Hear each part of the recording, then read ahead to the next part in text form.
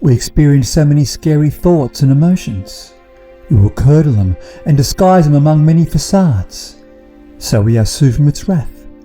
It is though a part of us just as much as it is to love as it is to hate, to be bold or cowardice. I am talking about fear itself. We have a strange relationship with fear.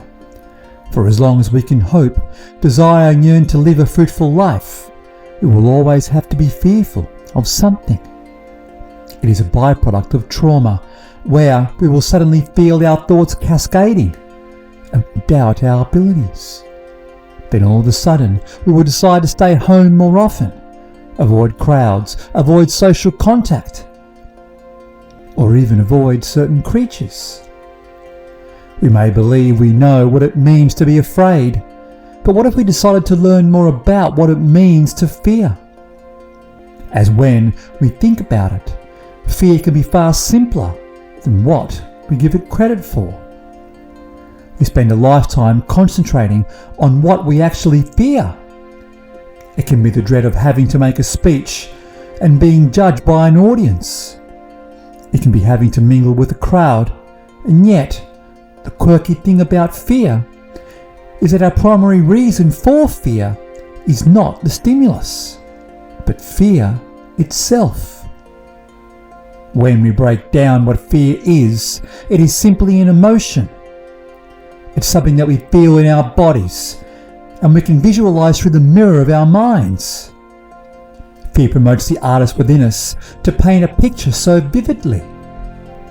It is the face of a person of the past where each of their grimaces are reenacted as if it were yesterday. It creates sounds and smells when your boss was upset, or when you spoke out and later became regretful for it. We can say that our fear comes from our ancestors when we encounter dangerous situations. We have though evolved so much in time since. As in our modern world, fear becomes our ritual for reward, as when we seek recognition through things like social media, where we are duly fearful of rejection. Through fear, we are forced to conform to authority, such as our parents or superiors, answering to the wrath of God, and fear becomes our eradicator, as well as our educator. As a result, we predict fear into the future, which fuels our phobias and anxieties. Fear is therefore not only a response, but also a byproduct of our memories. Therefore, fear is literally unavoidable. So if fear is unavoidable, how do we manage our fears so it leads us away from developing phobias? By changing the relationship we have with fear itself, by not reacting, but being receptive towards it. As it is not what we fear that troubles us, but our reaction to fear itself. This may not sound practical, as when we are afraid, we carry the weight of fear in our bodies and minds.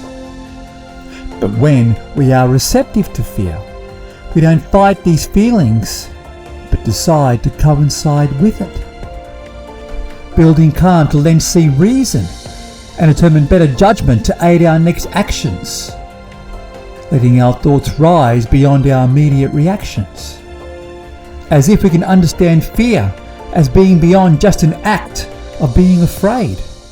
It can change the way that we look at fear altogether. It is one thing to react to fear. It is another to adapt to it.